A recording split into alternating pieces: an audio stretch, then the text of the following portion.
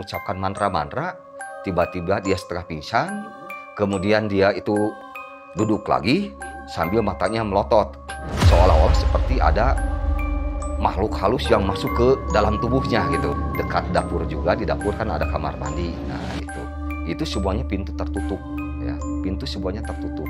Ketika saya duduk, nah tiba-tiba saya kaget melihat sosok bayangan, gitu, bayangan yang lewat. Nah kalau misalkan kita melihat bayangan, ya,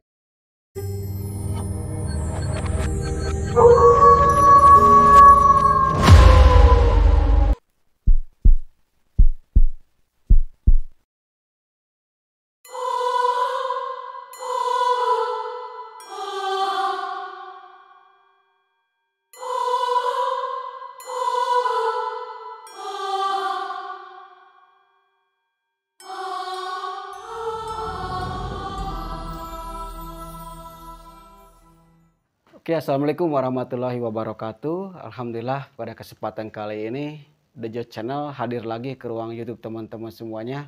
Masih di cerita malam, dan kali ini hadir lagi yaitu di episode ngobrol horor. Nah teman-teman, buat yang teman-teman yang baru bergabung dengan channel ini, selamat bergabung. Jangan lupa bantu channel ini agar jauh lebih berkembang lagi dengan cara like, comment, share, dan subscribe. Dan buat teman-teman yang sudah mensubscribe, kami haturkan atau saya ucapkan terima kasih karena telah membantu channel ini agar lebih berkembang lagi.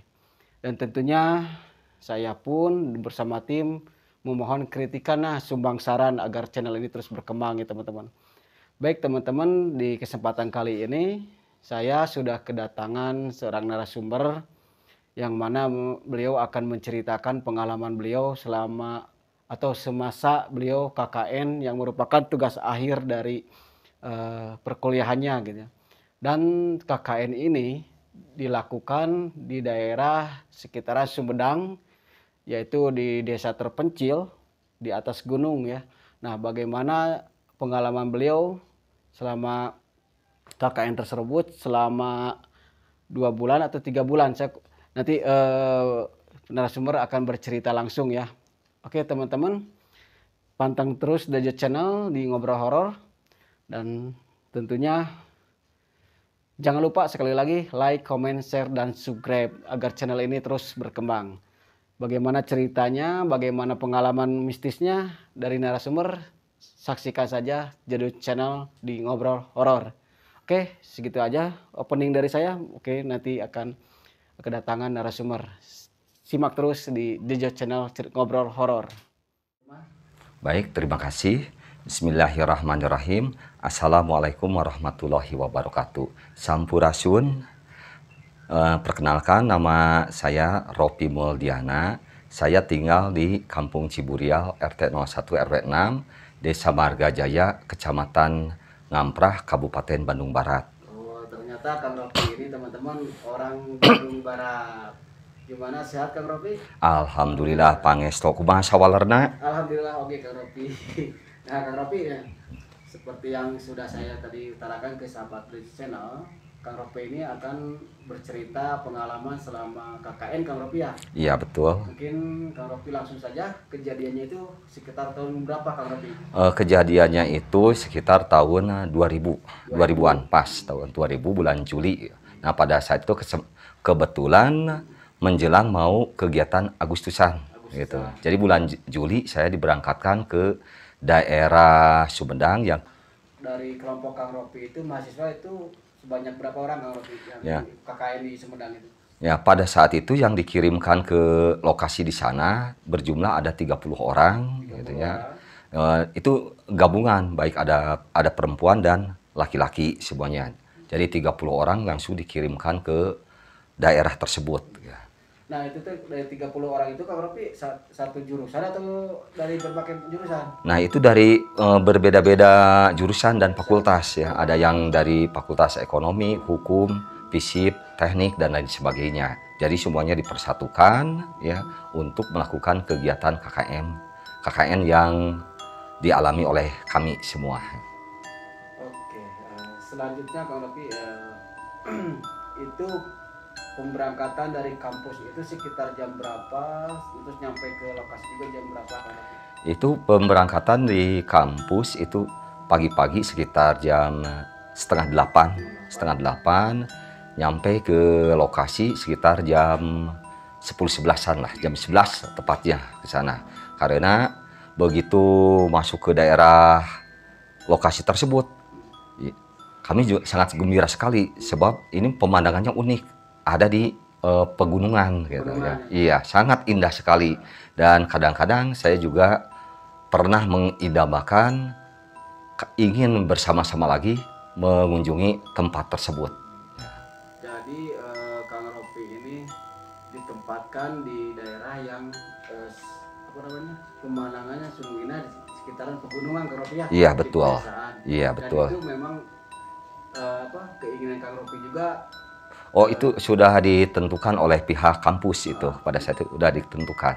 Jadi maksudnya keinginan Kang Ropi itu kita satu pengen pengalaman KKN itu di daerah pegunungan mungkinnya Kang Ropinya kan? Iya betul. Nah, kebetulan saat itu juga ditempatkan oleh kampus di tempat yang seperti itu Kang Ropi ya. Iya betul. Nah Kang Ropi setelah sampai di daerah itu, Kang Ropi itu sama teman-teman yang 30 orang itu tinggal di mana Kang Ropi? Nah, saya ditempatkan oleh Pak Desa atau orang kampung tersebut menyebutnya dengan istilah Pakuwu ya. Ditempatkan di sebuah rumah ya, rumahnya sangat besar, bisa menampung untuk 30 orang. Nah, kami ditempatkan di sana dan di sana memang kebetulan rumah tersebut sudah lama kosong ya. Sehingga kami oleh Pakuwu itu ditempatkan di rumah tersebut. Nah, Kang Ropi setelah sampai di rumah itu, awalnya pas menempati rumah itu ada perasaan gimana atau gimana lah gitu kan, karena rumah itu kalau menurut Kang Ropi tadi juga kan rumahnya udah lama kosong ya. Iya. Sebenarnya apa sih yang Kang Ropi rasakan waktu itu pas Nah, pada awal saya masuk ke rumah tersebut, sebetulnya saya nggak punya perasaan apa-apa, seperti biasa saja, sebagaimana lumrahnya rumah gitunya. Nah, kemudian beberapa hari kemudian juga tidak ada masalah di rumah tersebut gitu, terasa aman-aman saja gitu. Tetapi setelah beberapa hari di rumah tersebut, ya, ada 1 mingguan, nah mulailah ada gejala-gejala yang aneh seperti teman-teman dari kampus saya itu ada yang banyak yang kerasukan gitu ya. Tetapi pada saat itu saya tidak berpikir hal-hal mistik gitu. Saya anggap mungkin itu karena rindu kangen sama orang tuanya gitu. Kemudian mungkin dia punya masalah dengan kekasihnya dan lain sebagainya. Pokoknya saya tidak ada pemikiran yang negatif atau yang berkaitan dengan tahayul. Dan pada saat itu saya tidak kepikiran ke sana gitu. Nah itu. Nah, Kang Ropi KKN-nya sendiri, Kang Ropi itu waktunya berapa lama sih Kang Ropi? Nah, ketika kami melaksanakan kegiatan KKN tersebut kurang lebih sekitar 1,5 bulan atau 6 minggu. 6 minggu gitu. 6 minggu di sana ya. Biasanya Kang Ropi kalau kegiatan KKN itu ya mungkin buat adik-adik kita yang masih duduk di bangku sekolah atas gitu ya, apa sih KKN itu gitu, mungkin bisa diterangkan sedikit Kang Ropi tugas-tugasnya selain nanti cerita mistisnya Kang Ropi akan share juga gitu, sebenarnya apa sih tugasnya gitu ya.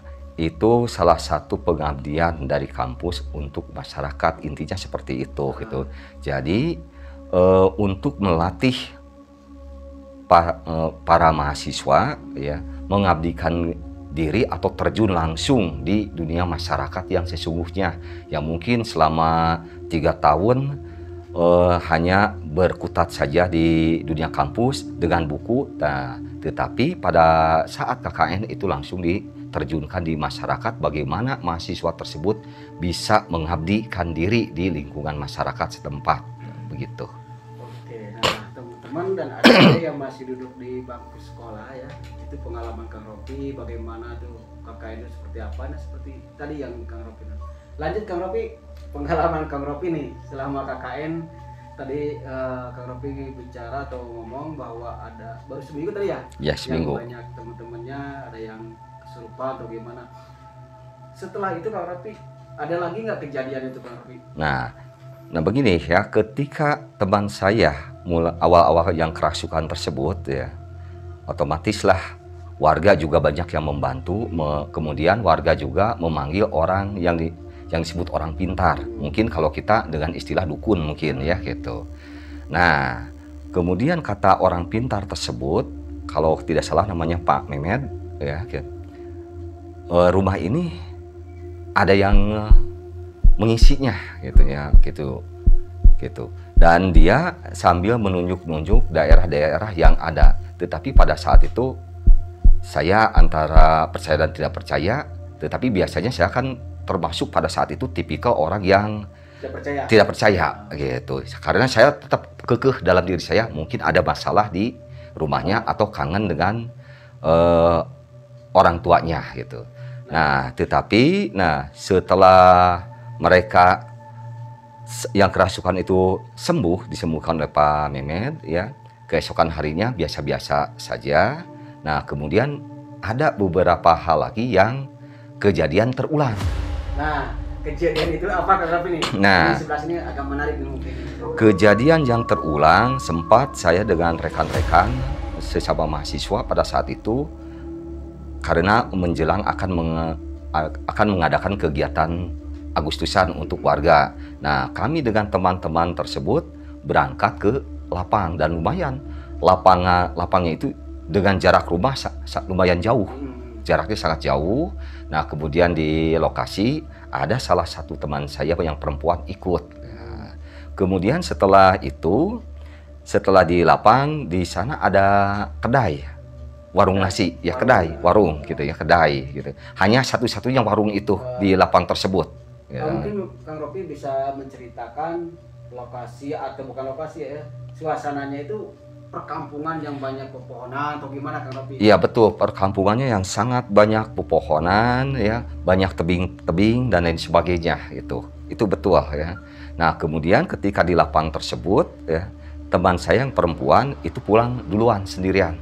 Oh gitu. Pulang sendirian. Jaraknya itu dari itu jauh, sangat jauh ya, cukup jauh. Nah kemudian saya dengan teman-teman itu makan di warung tersebut. Kemudian melakukan aktivitas-aktivitas yang lain. Nah, kemudian ketika malam tiba-tiba teman yang saya perempuan mulai menjerit-jerit kembali. Oh, itu malam? Iya, malam-malamnya gitu. Itu kan saya ke warung itu, ke lapang itu kan siang sampai sore. Nah, ketika malam setelah bada Isya mulai menjerit-jerit lagi. Jadi ada suasana yang aneh. Nah, pada saat itu saya kepikiran, wah mungkin ada masalah lagi nih gitu. Pemikiran saya seperti itu. Dan Kang Ropi tidak pernah berpikir ke hal yang mistis, gitu. Nah, saya tidak berpikir hal yang mistik. Mungkin itu adalah punya masalah, kangen sama orang tua dan lain sebagainya. Tetapi warga di sana tolong cari orang pintar lagi. Nah kebetulan kalau orang pintarnya bukan Pak Mehmet lagi karena beliau sedang tidak ada, tetapi ini emak-emak ya, nenek-nenek. Nah itu kemudian ada salah satu warga mengatakan, oh si Bang ini nggak ada di rumah dari pagi dia adanya sedang berangkat ke Wado. Nah itu seperti itu. Nah itu Wado itu di mana ya Kang Ropi? Masih daerah Sumedang yang akan menuju ya perbatasan mungkin dengan Majalengka lah gitu, masih daerah Sumedang juga, tapi jauh lah gitu. Nah menurut beliau belum pulang ya. Tetapi tak lama dari situ ada lagi warga, si emak baru datang. Nah maksudnya si emak ini orang pintar tadi ya, orang pintar yang dimaksud yang sedang berada di Wado gitu aja. Nah kemudian saya disuruh oleh teman-teman, kemudian diajak oleh salah satu warga untuk mengunjungi si emak-emak tersebut. Dan saya mau tidak mau ya berangkatlah menemui si emak tersebut yang dianggap orang pintar oleh warga setempat ya. Setelah di lokasi ya, si emak-emak tersebut membaca sebuah mantra-mantra. Saya juga nggak ngerti itu mantra-mantranya gitu. Nah setelah mengucapkan mantra-mantra, tiba-tiba dia setengah pingsan, kemudian dia itu duduk lagi sambil matanya melotot, seolah-olah seperti ada makhluk halus yang masuk ke dalam tubuhnya gitu. Ya, tapi saya tenang-tenang saja pada saat itu. Karena Kang Robi dari awal pun tidak berpikir hal yang mistik. Iya, saya tenang-tenang saja. Tetapi ketika si emak-emak tersebut mengatakan bahwa teman saya yang perempuan itu pulang sendirian, nah mulailah saya ini agak bertanya, loh kok dia tahu? Padahal menurut warga dia baru pulang dari wadok itu, ya. Kemudian, nah si emak tersebut mengatakan menunjuk ke saya. Nah, kalau laki-laki ini, sedang orang ini tadi juga makan-makan. Salah satunya yang saya makan pisang 2. Itu betul. Betul. Betul. Jadi si emak itu tahu gitu kan? Iya. Makan. Saya bingung, kok dia tahu? Kemudian salah satu teman saya memang ketika di lapang itu ada yang buang air kencing di sembarang tempat itu masuk ke semak-semak, langsung dia mengatakan orang yang memakai baju coklat itu buang air kecil di mana saja sedana gitu. Nah saya jadi kaget ini, kok tahu gitu ya? Kok bisa tahu gitu? Saya agak kaget ini. Kemudian tapi dalam hati saya berperang pada saat itu, ini si emak memang benar-benar ada yang ngasih tahu makhluk halus atau ada warga yang ngasih tahu. Nah ini jadi kan? Iya, jadi saya bimbang ini benar atau tidak. Nah mulai dari sanalah saya ada sedikit percaya, tetapi sedikit ada percaya ada tidak juga gitu, karena saya belum bisa membuktikan secara pasti, masih bertanya-tanya si emak kok bisa tahu itu, dari mana dia bisa tahu gitu. Apakah itu mungkin makhluk halus atau ada warga yang ngasih tahu sebelumnya itu. Jadi pertanyaan itu pada saat itu. Tapi saya tidak ambil pusing, yang penting bagaimana caranya teman saya sembuh. Itu aja pemikiran saya seperti itu gitu. Nah itu seperti itu. Nah kalau kan si emak ini nih, katakanlah kata masyarakat di sini pintar lah gitu, dalam hal seperti itu. Nah ada cerita-cerita lagi nggak setelah itu, misalkan di rumah ini jangan seperti ini atau gimana, daerah ini sehingga seperti apa, jangan sombral atau gimana? Kalau cerita-cerita itu memang banyak ya, seperti jangan sombral, betul ya. Kemudian jangan terlalu berisik di rumah tersebut karena menurut orang pintar yang sebelumnya ada penunggunya gitu ya. Itu juga banyaklah cerita seperti itu. Nah setelah kejadian itu teman saya memang jadi sembuh setelah diberi minuman oleh si emak tadi, mendadak sembuh ya. Nah gitu, tapi kan saya masih antara 50-50 lah, antara percaya dengan tidak percaya gitu ya pada saat itu. Nah kemudian keesokan harinya suasana aman, tenang lagi ya gitu. Nah tapi seperti biasa saya akan menjalankan rutinitas seperti ibadah. Kalau saya alhamdulillah ketika di Sumedang pada saat itu kalau bangun selalu paling awal gitu. Nah itu ya. Jadi subuh-subuh lah. Ya subuh-subuh. Sebelum saya sudah terbiasa pada saat di Sumedang itu 30 menit sebelum adzan saya sudah terbangun. Itu kebiasaan saya. Nah setelah beberapa hari kemudian ya seperti biasa saya tidur seperti biasa jam 9 malam, bangun lagi sekitar jam 4 subuh. Nah pada saat itu di rumah lampu mati, padam ya gitu ya. Padam atau kena mati dari PLN-nya? Murni dipadamkan, bukan dari PLN ya. Oh jadi dipadamkan. Kan biasa kan kalau yang mau tidur kan biasa lampu suka dimatikan. Nah kebetulan pada saat itu saya terbangun.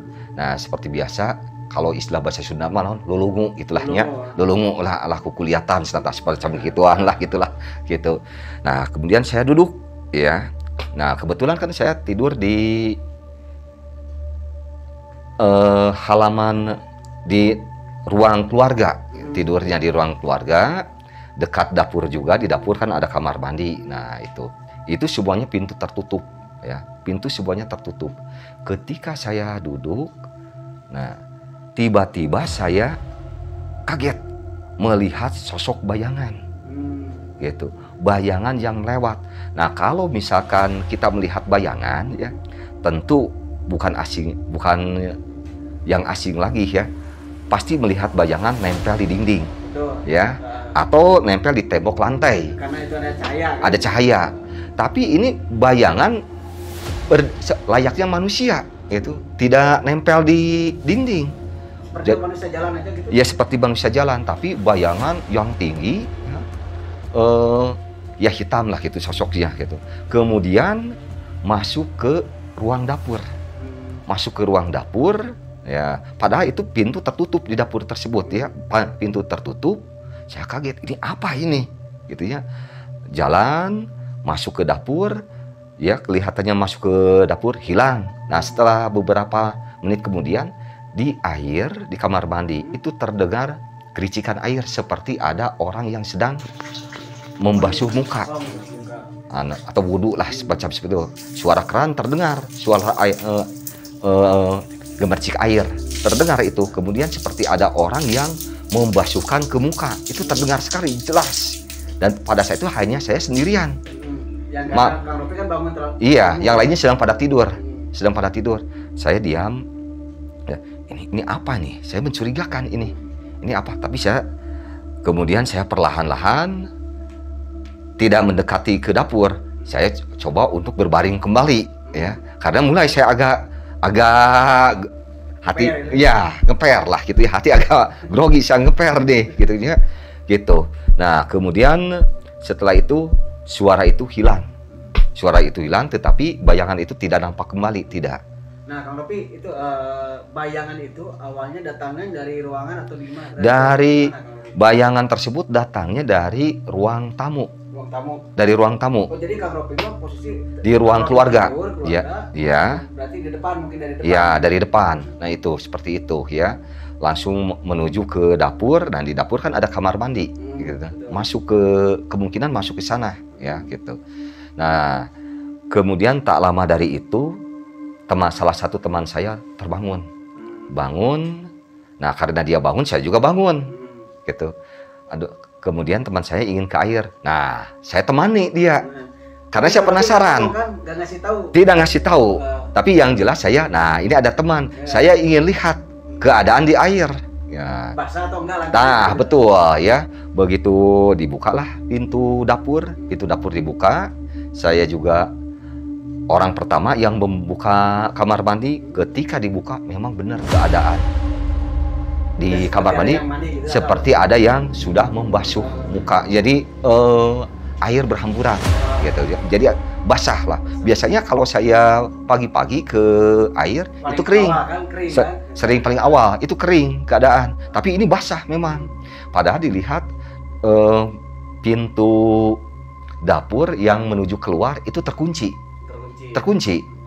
Gitu, semuanya terkunci. Nah, tapi kenapa ini kok seperti ada yang sudah memakai gitu. Dan memang saya juga mendengar tadi gitu. Tapi saya istilah tidak menyampaikan ke teman saya tersebut. Saya diam saja dalam hati gitu. Terdiam dulu begitu. Oke, Kang Ropi, itu ceritanya luar biasa sekali ya. Tapi setelah itu Kang Ropi, setelah kejadian itu Kang Ropi kan nggak ngomong ke teman-teman gitu ya. Ada lagi nggak kejadian selain itu Kang Ropi? Kalau saya nggak ngomong sih tidak juga, tetapi keesokan harinya saya bercerita juga kepada teman bahwa saya mengalami kejadian seperti ini. Ketika saya bangun ada bayangan, tapi kalau bayangan biasanya kan nempel ke dinding, ke tembok, ke lantai, tapi ini tidak gitu. Kayak orang jalan aja. Ya gitu. Nah, saya ceritakan, akhirnya jadi rame. Jadi rame ya. Padahal dari awal saya termasuk tipikal yang tidak percaya hal-hal seperti itu gitu. Tetapi pada saat itu ya mulailah saya merasa mungkin ini benar. Tapi itu hanya sekali yang saya alami, dan keesokan harinya dan berikutnya alhamdulillah saya tidak menemukan hal-hal yang aneh lagi. Jadi itu pengalaman hidup sekali-kalinya yang saya alami. Hanya sekali-kalinya. Nah, setelah kejadian itu Kang Ropi masih ada nggak teman Kang Ropi yang kesurupan atau gimana setelah itu? Setelah kejadian itu terus terang tidak ada. Tetapi cerita-cerita dari teman saya banyak yang bercerita hal-hal yang aneh juga gitu. Misalnya Gitu. apa Kang Ropi itu? Ya misalkan teman saya ketika sedang mencuci piring gitu, membasuh piring, mencuci piring, kok seperti ada yang nemenin gitu, seperti ada orang gitu. Padahal dilihat lagi tidak ada. Nah itu seperti itu. Kemudian ada juga teman saya bercerita ketika dia tidur, kemudian terbangun, seperti ada kakinya yang menarik gitu. Itu juga ada yang bercerita gitu. Tetapi kalau mereka berceritanya hanya kepada saya saja, gitu.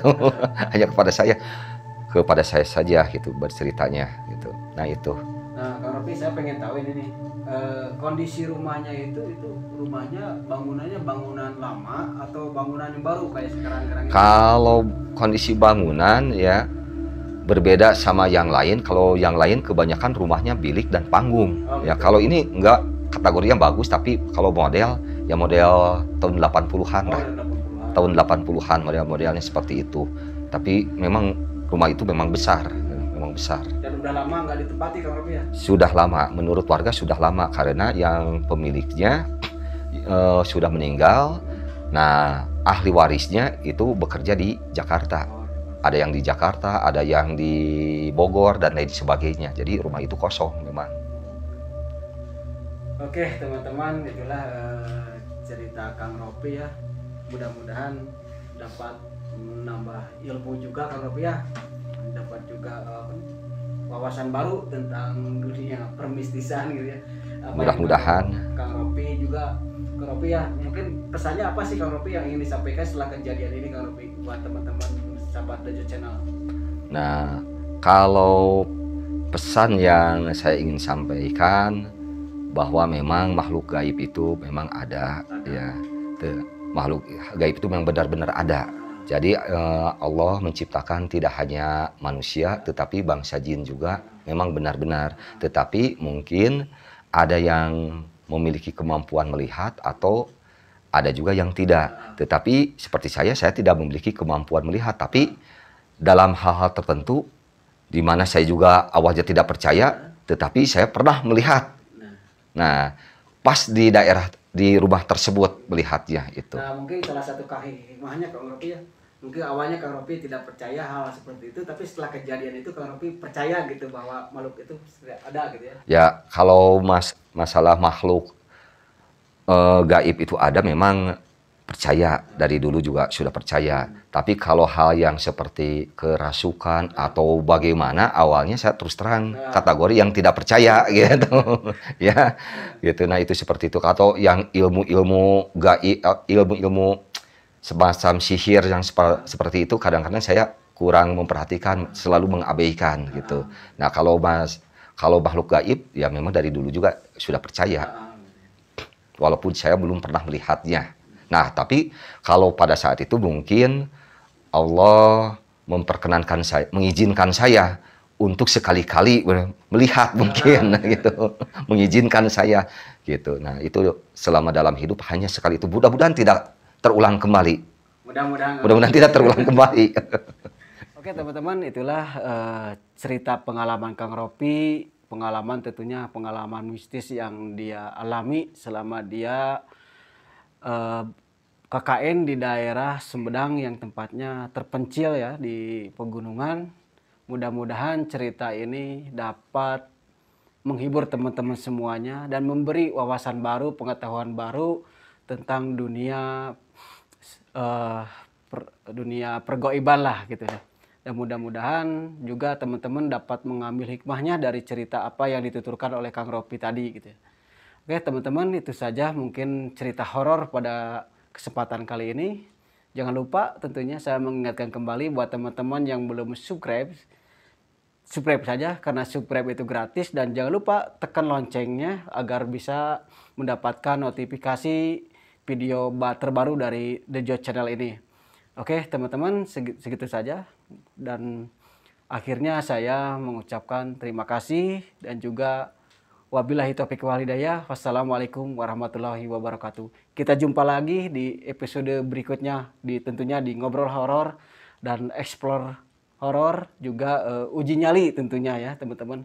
Oke, gitu saja. Kita jumpa lagi nanti di Dejo Channel berikutnya.